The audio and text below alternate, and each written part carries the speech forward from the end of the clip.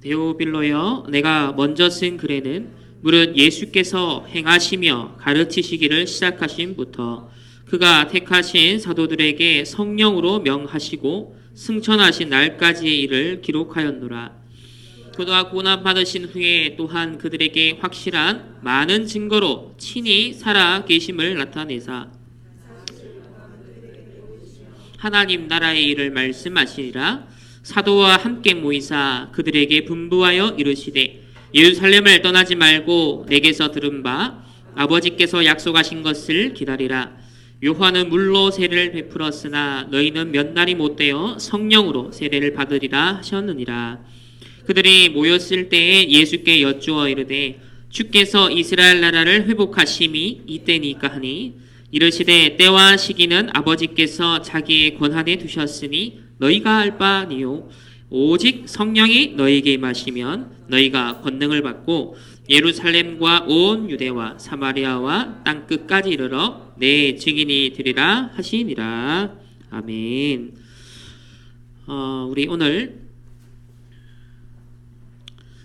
계속 62가지 전도자의 삶을 매주 확인을 하고 있습니다. 오늘 재창조, 저와 여러분이 이 시대에 함께 찾아내고 또 누려야 할 응답입니다. 오늘 구원의 길 성구는 마태복음 1장 21절입니다. 우리 다 같이 한번 찾아보겠습니다. 마태복음 1장 21절.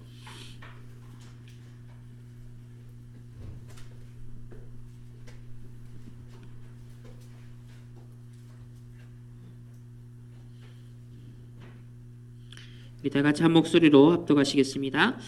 아들을 낳으리니 이름을 예수라 하라. 이는 그가 자기 백성을 그들의 죄에서 구원할 자이심이라 하니라. 아멘. 우리 부활절, 저희들 이제 다음 주 부활주일로 지키게 되어지는데 예수님께서 십자가에서 못 박히시고 이렇게 고난 당하시고 난 다음에 이제 부활하셨습니다. 그리스도라는 증거로서 부활을 하셨죠. 근데 이 예수님이 오신 목적에 대해서 말씀하고 있습니다. 그래서 창세기 3장 4절 5절에 원래 인간이 하나님의 형상을 가지고 창조가 되었는데 이 하나님 형상이 깨어지는 창세기 3장에 원죄 사건이 일어났습니다. 그래서 하나님이 원래 주신 축복의 깨어지고 상실되었다는 거죠. 그 결과 로마서 8장 2절은 어떤 상태라 했습니까? 사망의 법에 묶여있다 했습니다.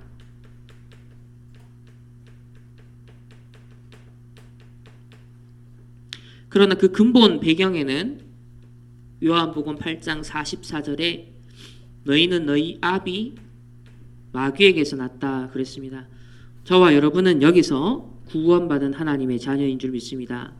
예수 그리스도께서 십자가에 죽으시고 부활하심으로 우리를 이 원죄에서 사망의 법에서 또 마귀에서 우리를 해방시키셨습니다. 그래서 하나님 주신 원래 축복을 이제 찾아내기만 하면 되는데 그런데 지금 이제 이 세상 현장은 지금 세상은 서밋 전쟁 중이다. 다시 말하면 이 서밋의 의미가 뭐냐면 무엇인가 그 정상을 찍는다는 거죠. 우리 국가로 말하면 국가 지도자들, 대통령, 그러니까 최고의 그런 엘리트들을 서밋이다. 그렇게 얘기를 합니다.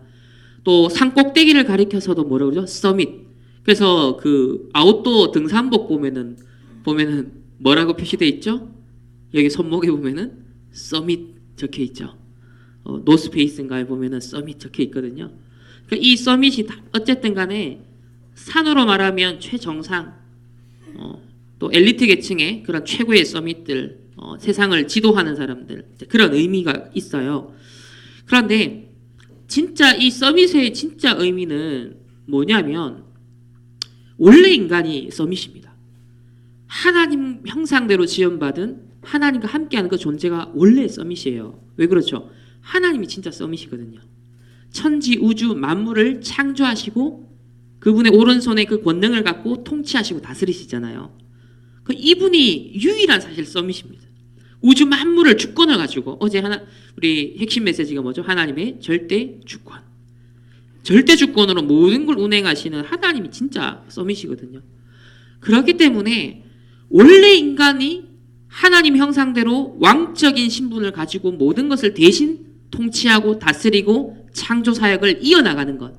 하나님이 창조 주신데 이 땅에서 주신 자원을 가지고서 재창조의 사역과 미션을 원래 인간에게 에덴 동산에서 하게 하셨어요. 그래서 전에 없던 동물들 이름 하나하나를 짓는 게 뭐예요? 전부 다 창조 사역입니다. 하나님께서 이 아담과 하와에게 주신 창조 사역이라는 거죠. 그래서 지금 이제 이 세상에서는 서밋 전쟁이 벌어지고 있는데 특별히 어떤 서밋 전쟁이 벌어지고 있냐면은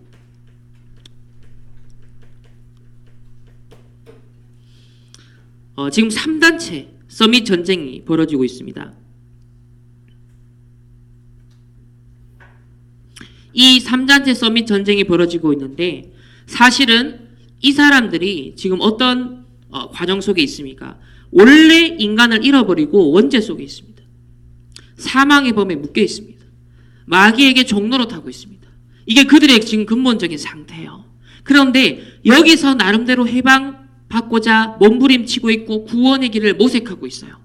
그들 나름의 서밋의 방법을 찾고 있어요. 다시 말하면 이 프리메이슨들도 그런 고백을 해요. 원래 인간은 완전했다. 원래 인간은 뭔가 완전했던 존재인데 우리가 그것을 지금 잃어버린 상태에 있다. 그래서 이걸 찾아야 된다. 라고 하면서 그들이 만든 방법이 뭐였죠? 인문의식이라는 것을 만들었죠. 그들만의 서밋 프로그램입니다. 그들만의 의식과 신비주의와 철학과 모든 종교를 다 혼합시켜서 뭔가의 코스를 만드는 거예요. 결국은 뭐냐면 서밋 만드는 거예요. 뭔가 원래 완전했던 인간의 상태를 우리가 찾아내자라는 거예요. 그래서 또 고대 종교로부터 각종 뭐가 있죠? 명상, 또 신비주의, 각종 의식들. 조금만 여러분이 역사 속에서 확인을 해보시면 고대 종교들, 각종 나라들 전부 다 뭐예요? 우상 신전 문화가 남아있잖아요. 전부 다 이걸 향해 갔던 거예요. 원죄와 사망의 법과 마귀의 이 지금 전락해 있는 이 인간이 무엇인가 원래 인간이 완전했는데 이렇지 않았는데 라고 하면서 몸부림치면서 전부 다 뭘 향해 가냐면 여기를 향해 지금 몸부림을 치고 있습니다. 그래서 자 그러면은 또 한 단체를 소개해 드릴 텐데 미국의 해군 특수부대가 있습니다. 해병대 특수부대가 있는데 네이비 실이라는 단체가 있죠. 이 네이비 실이라는 단체 중에서도 최정예 부대가 그 이름이 뭐냐면 데브 그루라는 겁니다. 그러니까 최정예 부대 모든 뭐랄까요 특수부대 속에서도 약 20명으로 구성된 데브 그루라는 최정예 요원들을 탁 모아서 그 사람들 주로 어디 쓰냐면 옛날에 빈라덴 사살할 때 몰래 침투해가지고 그 테러리스트들을 탁 없애는 이제 그런 임무를 실제로 수행하는 사람들이에요. 이 사람들 20명을 키워내는데 드는 돈 비용이 얼마냐면 850억. 이 인력을 길러내고 유지하는데 드는 비용이 20명을 키워내는데 드는 비용이 850억이에요. 그러니까 엄청난 국가적 자산이고 진짜 전투력으로 따지자면 진짜 어마어마한 서밋들 중에 서밋을 뽑은 겁니다. 그러니까 영적으로 우리가 의미를 생각하시면서 좀 볼 필요가 있는데요. 이 데브 그루 팀이 주로 어떻게 활동을 하냐면 이 사람들은 육해공 다 활동을 해요. 바다에서도 육지에서도 하늘에서도 다 활약을 하는 사람입니다. 그러니까 지리적으로 가장 극단에 처해지고 또 이 사람들이 투입된 현장이 가장 분쟁이라든지 갈등이라든지 국제정치적으로 가장 민감한 현장에 투입되는 서밋들이에요. 그래서 여기서 작전을 수행하는데 이 사람들이 처해진 특수한 상황을 가리키는 용어가 있어요. 영어로 비유카라는 용어가 있습니다. 비유카 상황에 처해 있다. 그러니까 저와 여러분이 똑같아요. 영적으로 보면 이 비유카 상황이 뭐냐면 네 가지 단어가 나옵니다. 첫 번째, 변동이 심하고 불확실하며 아주 복잡하다. 그 마지막은 아주 모호하다. 영어로 변동, 불확실, 복잡, 모호함이라는 이 네 가지 단어를 합쳐가지고 첫 자를 따서 비유카라고 그렇게 표현을 합니다. 그러니까 이 지금 최정예 부대가 항상 투입되는 현장이 변동이 심하고 불확실하며 복잡하고 모호한 상황을 연속적으로 직면한다는 거예요. 이런 현장에 투입되는 이 사람들인데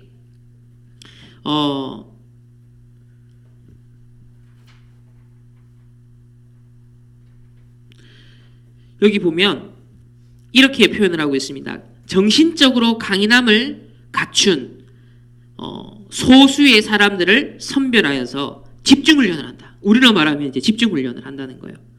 그래서 어떤 궁지에 몰렸을 때도 위축되는 것이 아니라 그 20명이 한 팀이 되어서 서로 융합해서 견디고 살아남고 미션을 수행하는 그런 인재들을 뽑아내는 프로그램이 있다는 거예요. 그러니까 그 사람들이 이제 받는 훈련이라는 거죠. 이유가 뭐냐면 실제로 작전에 딱 투입되면은 그 테러리스트들이 막 숨어있는 어떤 굴이 있고 집이 있잖아요. 그럼 거기에는 반드시 자기들만 있지 않고 여자들과 아이들이 함께 머문다는 거예요. 왜? 결국은 이 특수부대가 와서요, 예를 들어 빈라덴을 사살한다, 아니면 테러리스트를 사살한다 했을 때 그 사람만 있으면 죽이기 쉬워요. 그러나 여성들과 아이들이 뒤섞여 있기 때문에 만약에 5인 사격을 하면 어떻게 된다? 국제적으로. 이거는 인권 문제 걸리고요. 국제적으로 여러 가지 민감한 이슈에 걸리기 때문에 반드시 함께 머무른단 말이에요. 그래서 이 데브그룹 팀은 죽이기 위해서 만든 팀이 아니라 언제 쏘지 않을까 쏠까를 구별하기 위해서 만든 팀이라는 거예요. 무조건 가서 다다다다 갈기면 쉽다는 거예요. 그러나 쏘지 말아야 될 때를 분별하는 이 감각을 20명이 동시에 그 어두운 칠흑과 같은 어두운 방에서 같이 한 몸에 대해서 움직이는 집단 몰입에 들어가야만 이 작전을 수행할 수 있다는 거예요. 그래서 자칫 누가 움직이는 것 때문에 5인 사격을 하면 여자를 쏠 수도 있고 아이를 쏘게 되면 문제가 된다는 거죠. 반드시 그 타겟을 생포해와야 되는 미션인 거예요. 그래서 변동이 심하고 불확실하고 복잡하고 모호하다. 이런 데서 미션을 수행하기 위해서는 반드시 몰입하는, 집단 몰입하는 훈련이 있는데 그래서 이 사람들이 하는 훈련이 집단 몰입. 그들의 표현은 뇌의 스위치를 켠다는 거예요. 각자가 전부 다 나를 초월해서 한 팀으로 20명이 같이 움직일 수 있는 그 집단 몰입을 경험하는, 여기에 최정상에 오를 수 있는 사람들만 요 20명 정예의 멤버로 들어올 수 있다는 거예요. 그러니까 군인들도요, 최정상의 이 서밋들을 다 키워내는 그 프로그램 속에 뭐가 있냐면 이 정신적인 세계와 영적 세계 연결을 시키는 이 집단 몰입 프로그램이 있다는 거예요. 그래야만 그 어마어마한 민감하고 위험한 작전을 수행할 수 있다. 그래서 이 사람들이 쓰는 용어 중에 이런 게 있어요. 그리스어로 엑스타시스, 우리 그 마약할 때 뭐 엑스타시를 느낀다 하잖아요. 그 그리스어로 그 엑스타시스라 그러는데 그 엑스타시스의 용어의 뜻이 뭐냐면 자신을 넘어선다라는 뜻이에요. 그러니까 이게 뭐냐면 결국 우리가 오직 그리스도로 나를 넘어선다, 오직 그리스도로 나를 초월한다라는 그 의미가 엑스타시스예요. 그러니까 모든 종교든 지금 세상의 서밋들도 그걸 찾고 있는 거예요. 전부 다 뭐냐면 나를 벗어나서 원래 인간의 완전성을 도달하려고 몸부림을 치고 있다는 거예요. 서밋에 도달하려고 몸부림을 친다는 거예요. 그래서 자기 자아를 차단하고 팀과 융합하는 능력을 기르기 위해서 자신들은 이런 엑스타시스를, 나를 넘어서는 능력을 집단적인 몰입을 통해서 기르고 있다는 거죠. 저는 이거를 이번 주에 어떤 글을 보면서 야, 군인들도 그냥 뭐 총만 쏘고 낙하산 뛰어내리고 이런 게 아니라 정말 중요한 작전, 어떤 국가의 운명을 가르는 작전, 엄청난 재앙을 막는 어떤 작전에 투입된 사람들은 다르다라는 거예요. 뭔가의 다른 세계에 들어가서 초인적인 능력이 집단 지성과 집단 몰입 속에서 연결되어진 20명이 동시에 움직이는 그 감각이 뭔가 연결된다는 거죠. 초대교회가 저는 성령의 역사 속에서 오직 그리스도, 오직 하나님 나라, 오직 성령 충만이란 그 언약으로 완전 집단 몰입된 거예요. 완전 그 언약으로 원네스가 된 거거든요. 영적으로 완전 연결이 된 거죠. 그러니까 이런 것들을 세상에서도 지금 다 지금 찾아내고자 지금 몸부림을 치고 있는 그런 과정 속에 있다. 특별히 자 여러분은 지금 어떤 기간이죠? 시험 기간입니다. 이제 거의 한 2주 정도 아마 남은 걸로 아는데 이런 시험 기간에 지금 불신자들은 온갖 수단과 방법을 또 뭐 미국에서는 마약까지 쓰니까요. 자 이때 보통 사람들이 뭘 놓친다? 심지어 우리 렘넌트들도 영적 우선순위를 또 놓치죠. 그래서 내가 영적 상태가 하나님과 통하고 언약과 통하는 그 서밋의 상태를 만들고 그 서밋의 시간을 가지는 것에 최우선순위를 둬야 됩니다. 우리는 이걸 자꾸 놓치거든요. 그러다 보니까 자꾸 시험, 일, 상황, 사람, 자 여러 가지 문제 갈등이 딱 오면 당장 급한 일이 생기면 또다시 어디로 돌아가냐면 이게 아닌데 창세기 3장에 6장에 11장에 묶여있는 나로 돌아가는 겁니다. 여기에 노예포로 속국되는 나를 또 발견해요. 그래서 이 불신자들도 서밋으로 도달하기 위해서 어떤 면에서는 창세기 3장, 6장, 11장을 벗어나기 위해 또 다른 창세기 3장, 6장, 11장을 각인시키는 사람들인 거예요. 속는 거죠 사실은.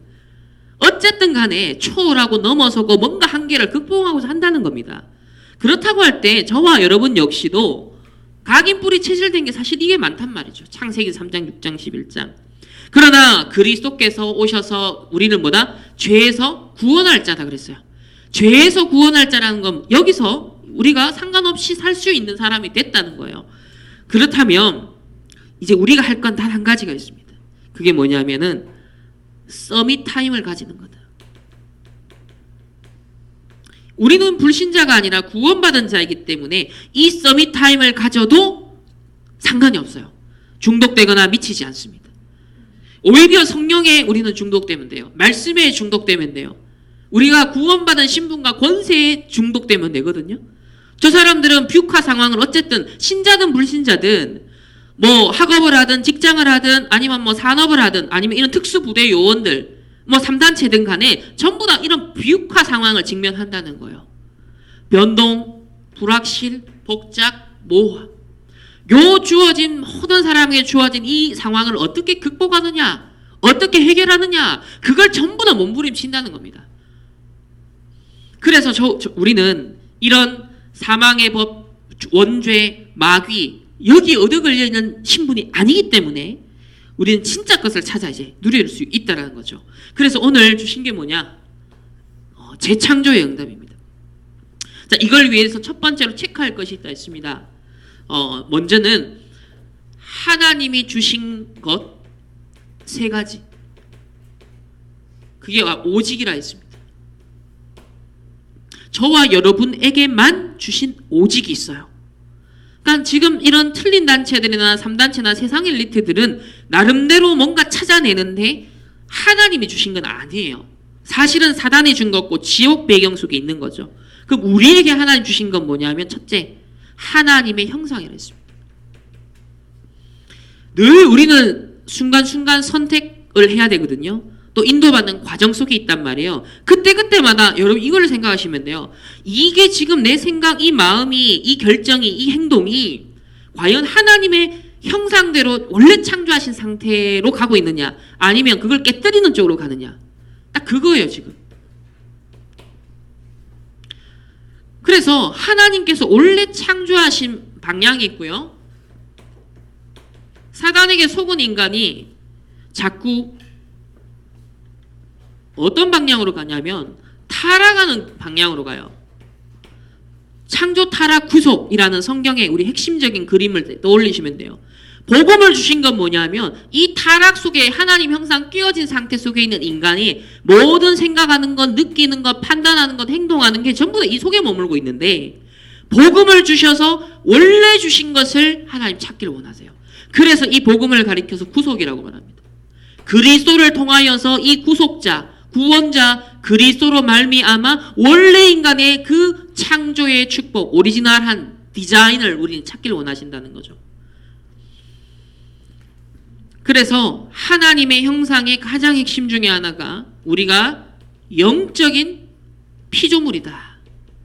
그렇기 때문에 가장 최우선 순위로 늘 찾아내고 점검해야 될 게 내 영혼이 잘됨 같이 범사가 잘되고 강건하기를 원한다. 만약에 범사가 잘되고 공부도 잘되고 사업도 잘 벌려. 근데 영적인 게 엉망이다. 하나님과의 관계가 우선순위 예배에 놓쳤다. 그거는 실패예요. 그건 오히려 더 위험한 사람이 돼요. 그래서 비록 지금 잘 안 되는 것 같고 뭔가 문제와 상황이 있다 할지라도 내 영혼이 잘 되는 그 방향, 원래 하나님의 주신 형상을 향해서 가는 이 방향에 내가 서 있다면 그거는 희망 있는 사람이에요. 소망 있는 사람이에요. 저와 여러분이 오늘 예배 시간을 통하여서요, 이 하나님의 창조의 원래 인간의 축복을 오늘도 회복하는 시간입니다. 가장 영적으로 집중하고 공급받는 시간이에요. 그러면서 두 번째로 주신 오직이 뭐라 그랬습니까? 삼위일체 하나님이라 했습니다. 이 삼위일체 하나님은 지금도 세 가지를 이루신다 하셨어요. 무엇입니까? 언약의 말씀을 지금도 이루신다 했습니다. 두 번째는 지금도 그리스도 이름으로 기도에 응답하신다 했고요. 지금도 성령께서는 구원의 역사를 친히 이루어 나가고 계신다 했습니다. 그래서 이 삼위일체 하나님의 역사가 실현되고 하나님의 주권적인 이러한 삼위일체 현재적 사역이 저와 여러분에게 바로 적용되고 있는, 우리는 그 차원 속에 지금 살아가는 사람들이에요. 삼위일체 하나님이 역사하시는 우리는 운명 속에 살아가는 사람이라면 불신자들은 사단과 귀신과 악령과 더불어 멸망의 삼위일체 속에 더불어가는 운명이에요. 그게 다르다는 거예요. 세 번째는 우리에게 주신 오직이 뭐라고 했습니까? 하늘에서 우리에게 권능을 주신다 했습니다. 그리고 이 땅을 정복할 수 있는 권세를 주셨습니다. 하늘과 땅의 모든 권세를 내게 주셨으니, 그러면서 하늘과 땅을 통일한다. 뜻이 하늘에서 이루어진 것 같이 땅에서도 이루어진다. 우리는 이 하늘의 일이 이 땅에서 이루어지는데 하나님께서 저와 여러분을 부르셨습니다. 그래서 우리가 인풋된 게 있어요. 아웃풋되죠. 음식을 먹어야지 나오는 게 있잖아요. 마찬가지로 하늘에서 우리에게 부어주시는 게 있고 우리를 통해서 현장에 뻗어나가는 게 있다. 이게 결국은 성령이냐 악령이냐, 유 목사님도 강조하시고 우리 담임 목사님도 강조하시는 것처럼 결국은 껍데기를 다 벗기고 나면 이 싸움이라 그랬어요. 결국은 이 싸움이다. 무엇으로 썸이 되느냐, 무엇으로 원래 인간을 찾느냐, 무엇으로 무엇인가 이 뷰화 상황을 사실은 넘어서고 그 속에서 전도자로서, 그래서 우리에게 주신 이 세 가지 오직을 찾고 이것을 각인시키고, 각인되면 또 뿌리가 내려지고, 뿌리 내려지면 그것이 체질되는 것이 우리 하나님이 저와 여러분을 향한 목표라고 그랬습니다. 이게 하나님 형상 회복하는 거예요. 원래 인간의 창조의 상태를 회복하는 지금 과정입니다. 그러니까 사단의 것 빼내고 세상의 것 빼내고 하나님의 원래 주신 여러분의 그 하나님 형상의 디자인을 찾는 거예요. 그래서 아침, 밤에 꼭 무슨 시간을 가져라? 서밋 타임을 반드시 가져라. 그리고 낮에 중간중간 과정 속에도 언약의 여정임을 확인하는 그 시간을 반드시 가져라. 그 언약의 여정 가는데 언약이 기억 안 되고 언약이 떠오르지 않고 묵상이 안 된다면 그 여정은 창세기 3장 여정, 6장, 11장 여정이라는 거예요. 그래서 중간중간에 계속 서밋 타임을 확인을 해서 내가 누구인지, 무엇으로 결국은 하나님의 원래 나의 형상을 찾는 이 시간을 꼭 가질 것을 말씀하셨습니다. 자, 그러면 두 번째로 우리가 재창조의 응답을 누리기 위해서 사실은 이 오직 유일성 재창조잖아요. 그래서 우리 지난주 말씀하신 유일성 응답을 먼저 찾아야 됩니다. 유일성 응답의 핵심은 내용이 이겁니다. 하나님의 나라. 불신자들은 이런 지금 불신자 엘리트들은 그들 나름의 서밋 프로그램을 지금 돌리면서 도전을 하고 있는데, 그러나 그들은 이제 모르는 게 있죠. 하나님 나라가 아니라 그 반대 개념이 뭐죠? 사단의 나라. 자기네들도 모르는 사이에 이 사단 나라 구축하고 확장하는데 심부름을 하고 있어요. 같이 망하는 길을 같이 대로를 수축하고 있어요. 그걸 모르는 거죠. 속고 있는 거죠. 그래서 저와 여러분이 하나님 나라를 모든 현장에 임하는 이것이 이제 구원받은 자가 해야 되는 미션입니다. 자, 이 하나님 나라를 이룬 렘넌트들의 여정이 있다 했습니다. 지난주 확인한 우리 7명의 렘넌트의 여정이 있었죠. 요셉은 총리가 되었지만 원래 시작은 무엇으로부터 시작되었어요? 노예로부터 시작됐습니다. 그 다음에 모세는 입양아였어요. 근데 하나님이 출애굽의 지도자로 세우셨습니다. 사무엘은 일찍이 성전에 어떤 면에서 부모님 품을 떠나서, 그런데 최초의 이제 왕을 세우는 킹메이커가 되었죠.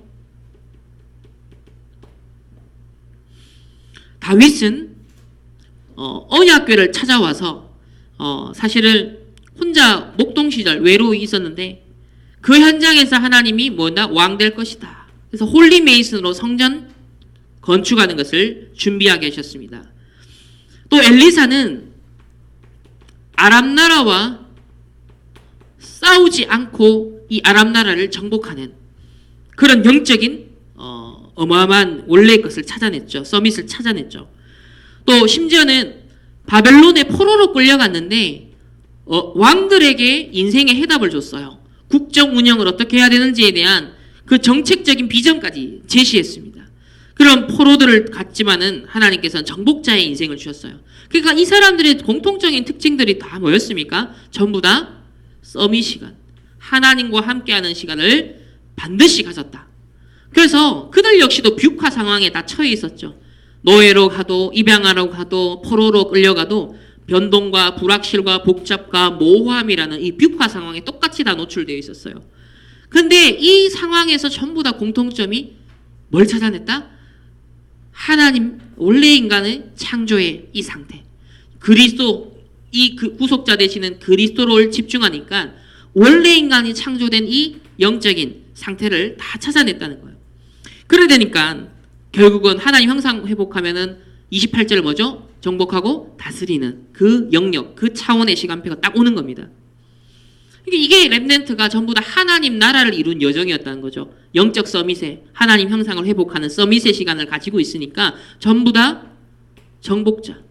노예 포로 속국으로 심지어 갔는데도 불구하고 정복자로. 그러니까 하나님 나라를 다 이룬 사람이었다는 거죠. 그럼 여러분 가정에 하나님 나라를 이루기를 원하십니다. 여러분의 학업에 하나님 나라를 이루기를 원하세요. 여러분의 사업 현장에, 산업 현장에, 직장 현장에 하나님 나라를 이루기를 원하세요. 그렇기 때문에 어디에 닻을 내라? 영적 서밋의 시간에 닻을 내려야 됩니다. 그 중심축을 잡아야 돼요. 그래서 세 번째는 유일성 응답의 방법은 어려운 데 있지 않다 했습니다. 사실 누구나 할 수 있는 것으로부터 시작을 하는데, 요셉이 청소하는 거, 노예 일을 하는 거 누구나 하는 거다. 모든 노예들이. 그리고 다음이 나도 할 수 있는 일이 있다. 이게 또 진행되다 보면 계속 이 서밋 타임을 가지면서 누구나 할 수 있는 일, 또 서밋 타임을 가지면서 나도 할 수 있는 일을 찾고, 그러면서 당년, 필연, 절대를 계속 생각하다 보면 이제 어느 시간표가 온다 했습니까? 나만 할 수 있는 일이 있다 했습니다. 여러분의 가정과 교회와 또 직장과 학업과 그 현장에서 결국 나만 할 수 있는 그 일이 있다. 이게 뭐냐를 계속 이제 질문하고 찾는 유일성의 응답의 여정을 가게 되어지면 세 번째로 이제 오는 응답이, 이때는 이제 도전하는 단계죠. 재창조의 응답이 온다 했습니다. 이거는 이제 도전하는 겁니다. 그 전에 열심히 하고 내가 도전할 수 있다 이 차원이 아니라 나만 할 수 있는 하나님의 절대 목표 딱 보이기 때문에 이제는 생을 거는 거예요. 이거는 생을 거는 겁니다. 그러니까 재창조의 응답이 이제 오늘 주실 약속인데, 아무도 못하는 것에 도전하게 된다라고 하시면서 첫 번째로 이 재창조의 응답을 누리는 방법 얘기하셨습니다. 자, 첫 번째로 아무도 볼 수 없는 것, 노바디죠. 아무도 볼 수 없는 것이 있다. 두 번째는 아무도 갈 수 없는 곳이 있다. 세 번째는 아무도 할 수 없는 것이 있다 했습니다. 저희 이제 담임 목사님이 이 피지에 지금 교도소 사역을 하나님 문을 열어주셨어요. 가려고 한 게 아닌데 그쪽에서 이제 이 연결되어져서 누구에게 물어가지고 목사님에게 제3자를 통해서 이제 연결이 된 거예요. 예전에 청주교도소 사역을 하셨던 이제 그걸 아신 어떤 분에게 이 우상면 선교사님이 이제 연락이 닿게 되면서 물어서 이제 이 문이 열리게 되었습니다. 그럼 예를 들면 이 피지 교도소 사역이 정말 아무도 볼 수 없고 갈 수 없고 할 수 없는 노바디의 현장이에요. 이거는 진짜 하나님이 열어주셔야만 갈 수 있는 거죠. 그러니까 청주여자교도소도 사실은 그 당시 우리 권사님이라는 문이 있었기 때문에 그 문을 우리 교회에 붙여주셨기 때문에 가능했던 현장이잖아요. 이번에는 피지교도소에도 합숙훈련을 받고 은혜 받은 그 권사님이 하셨던 역할을 할 수 있는 사람이 예비되어 있는 거예요. 그리고 이제 연결이 되어서 가는 거라면 정말 제가 볼 때는 이거는 아무도 할 수 없는 또 갈 수 없는 정말 이 노바디 현장이다. 자, 그렇다고 할 때 이번에 준비된 게 하나님이 재창조. 정말 재앙지대 중에 지옥지대 중에 지대거든요. 교도소 현장이잖아요. 가장 무너지고 불가능한 사람들이 모여있는 그런 현장인데 과연 어떤 오네시모와 같은 제자를 하나님 준비하셨지 그건 아무도 모르는 겁니다. 그렇다고 할 때 이건 이제 목사님이 지금 목회자로 전도자로서 가고 있는 언약의 여정 속에 온 응답이라면 그럼 이제 저와 여러분에게도 마찬가지죠. 여러분의 지금 학생의 신분은 그 신분에 맞는 또 사업과 직장과 여러분의 삶의 현장에 지금 처해 있는 그 주어진 현장 속에 노바디 하나님께서는 아무도 볼 수 없고 갈 수 없고 할 수 없는 것을 과연 어떻게 하나 예비하셨나. 이걸 놓고 계속 서밋 타임을 가져라. 그러면 이제 보여지기 시작한다는 거예요. 특별히 우리 다락방 전도운동을 통해서 지금 이제 앞으로 우리가 방향을 맞춰야 되는 게 777 현장과 5미래 이거 평생 기도 제목으로 삼아라 했습니다. 우리 원단 메시지로부터 지금까지 계속 유 목사님 강조하시는 현장이죠. 이 777 현장과 5미래 이 방향성 속에 나의 산업과 학업과 인생의 목적과 돈 버는 이유와 공부하는 이유가 다 나와야 돼요. 그러면 무엇으로 결국은 연결되냐면 아무도 볼 수 없고 갈 수 없고 할 수 없는 노바디의 응답의 여정으로 하나님께서는 다 연결시킵니다. 그렇다고 할 때 여러분이 가장 지금 관심 갖고 인턴십하고 연구하고 찾아내야 되는 현장이 뭐냐면 777 현장이에요. 지금 도대체 777 현장이 어떻게 펼쳐지고 있느냐. 가장 시급하다고 하고 가장 앞으로 미래에 문제가 된다라고 하는 이 777 현장 5미래 어떻게 지금 세상이 돌아가고 있는지 현장이 돌아가고 있는지 거기에 우리 가정이 영향받고 있잖아요. 이 777 현장 5미래 속에 우리 후대들이 영향받고 있잖아요. 그러면 이 현장에 대해서 근본적으로 흐름을 바꿔주지 않으면 고스란히 우리 후대들이 거기에 가게 되는 거예요. 그러면 이 777 현장과 5미래에 대해서 여러분이 집중을 하셔야 됩니다. 여기에 대해서 이제 찾아내고 확인하고 이 길을 우리가 가야 돼요. 그러면서 두 번째는 이제 성경에 이정표가 나옵니다. 재창조의 내용이 뭐냐? 구체적으로 재창조의 내용이 뭐냐? 현장을 뒤집기 이전에 진짜 재창조의 내용은 우리 사도행전 1장 8절 한번 봅시다. 사도행전 1장 8절 말씀 다 같이 합독하겠습니다. 오직 성령이 너희에게 임하시면 너희가 권능을 받고 예루살렘과 온 유대와 사마리아와 땅끝까지 이르러 내 증인이 되리라 하시니라. 아멘. 이때 비행기도 없는 시대에 또 가난하고 어떤 면에서는 배우지도 못한 이 제자들에게 뭘 명하십니까? 예루살렘, 유대, 사마리아, 땅끝. 그러니까 그 시대의 상황에서는 불가능한 상황이잖아요. 배 타고 가야 되고 걸어가야 되는데 땅끝까지 가래요. 그때는 지구가 둥 건지도 몰랐어요. 지구가 둥 건지도 모르는 땅끝이 도대체 무슨 의미인지 그것도 생각지도 못한 그 땅끝 막연하게 저 어딘가에 끝이 있겠지. 그래서 이 바울은 지금으로 말하는 스페인, 스바냐 거기가 이제 땅끝이다. 왜냐하면 그때는 지구가 둥 건지를 모르고 지구의 끝이 이제 사각형으로 이렇게 직사각형처럼 되어서 땅끝에 가면 이 지구가 이렇게 푹 떨어진다라고 생각을 했거든요. 그러니까 그런 세계관을 가지고 있었던 시대에 땅끝까지 가라. 그러니까 얼마나 모호합니까? 지금 땅끝이 어떻게 생겼는지도 모르는 변동과 복잡과 불확실과 모호함이 예수님의 이 명령 속에 다 포함되어 있어요. 땅끝까지 가라라는 말 속에는. 근데 하나님께서는 이 언약의 여정을 성취시키고 이루셨죠. 자, 그럼 두 번째는 재창조. 그러니까 이 지금 땅끝이라는 이 명령을 주셨는데 지금까지 성취되고 있는 중이잖아요. 예루살렘 복음화 됐죠. 온 유대 한번 덮었죠. 사마리아. 그러면서 마게도냐, 그 다음에 로마, 그리고 유럽, 그리고 아메리카, 그리고 대한민국, 중국, 지금 저 모슬렘권. 한 번 이 복음 전체 지금까지 이렇게 쭉 지구가 돌고 있죠. 땅끝을 향해 다시 시작된 점이 땅끝인 거예요. 다시 예루살렘을 향하여서 이 복음이 전체적인 방향이 지리적으로는 가고 있죠. 그리고 그 땅끝이 지금 21세기 현재적 개념은 지리적 개념을 넘어서는 거예요. 문화적 개념이에요. 그러니까 인종적이고 민족적이고 나라 국가적인 지리적 배경만의 땅끝이 아니라는 거예요. 왜? 지금은 네트워크, 인터넷, SNS로 전 세계가 연결되어 있습니다. 그리고 정치, 경제, 사회, 문화 각 분야가 아주 전문별되어 있죠. 그래서 내 분야의 땅끝이 있다는 거예요. 정치인은 정치인의 땅끝이 있는 거예요. 복지하는 사람은 복지 현장에 땅끝이 있어요. 변호사는 변호 현장에 그 땅끝이 있어요. 그러니까 각자의 전문별 영역에 따른 땅끝이 또 있다는 거예요.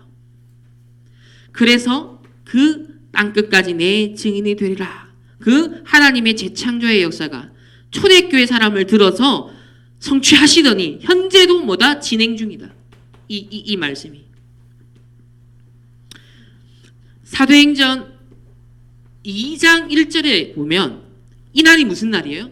오순절 날이 이미 이름에. 자, 오순절날은 구약에 이미 출애굽한 이스라엘 백성들이 새 절기를 지켰던 그 중에 하나입니다.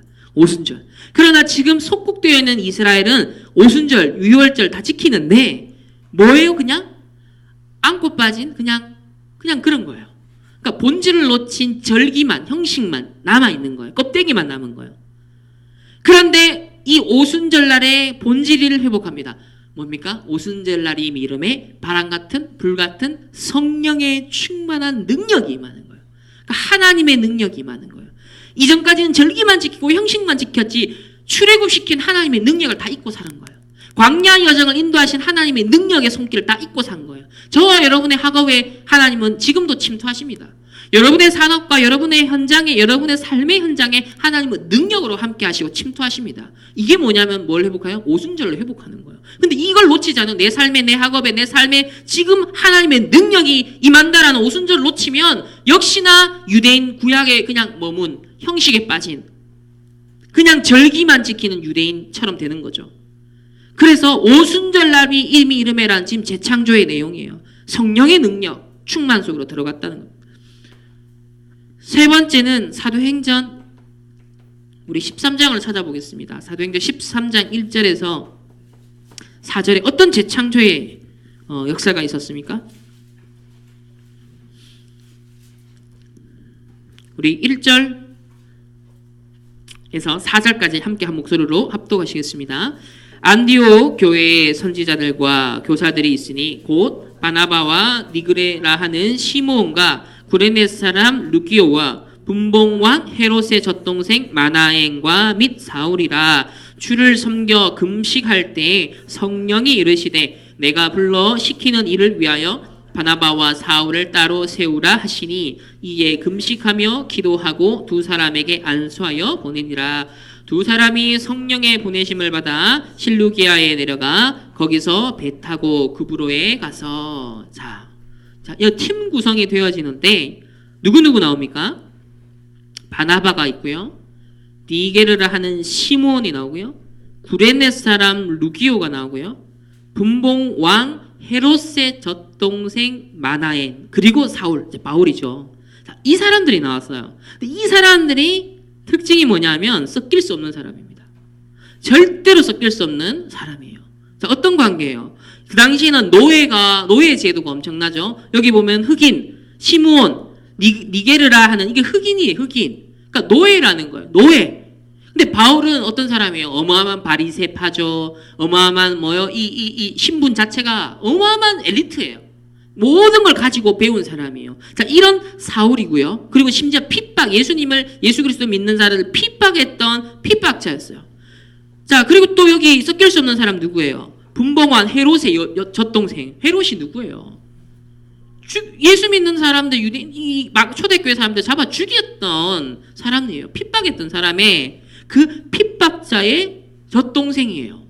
자, 그러면 이건 섞일 수가 없고 어울릴 수가 없는 굉장히 위험한 사람들끼리 지금 뭉친 겁니다. 근데 이 사람들이 무엇으로? 2절에 보면 주를 섬겨 금식할 때 성령이, 그러니까 똑같이 성령 인도 받은 거예요. 똑같이 언약의 인도, 말씀의 인도 받은 거예요. 이거예요. 재창조의 역사가 어떻게 일어난다? 절대로 섞일 수 없는 팀의 사람들인데 하나님 어벤져스를 딱 묶어 넣어서요. 영적인 어벤져스죠. 이 사람들을 묶어서 하나로 딱 통일성, 다양성 속의 통일성을 이루는데 그게 뭐다? 오로지 금식하며 성령 인도받도록, 말씀 인도받도록 기도 속에. 그 비밀을, 그러니까 초대교회 마가다락방에 임한, 오순절날에 임한 그 성령의 역사를 지금 복사판이 나오는 거예요. 또 여기서 재현하는 겁니다. 우리로서는 불가능한데 성령의 역사로서만 가능한 이 선교의 첫 시작을 앞두고서 함께 마음을 모으고 언약 잡는 집중의 시간을 가진 거예요. 서밋 타임을 같이 가진 거예요. 이때 이제 재창조의 역사가 일어났다 했어요. 자, 네 번째는 사도행전 16장. 우리 16절에서 10절 한번 보겠습니다. 사도행전 16장 6절에서 10절 말씀을 보면